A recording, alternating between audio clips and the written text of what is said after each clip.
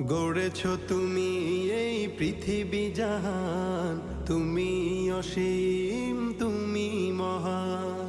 গড়েছ তুমি এই পৃথিবী জাহান, তুমি অসীম, তুমি মহান।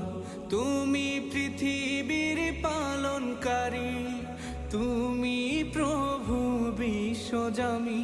আমি তোমাকে খুঁজি, আমি তোমাকে রাখি, আমি তোমাকে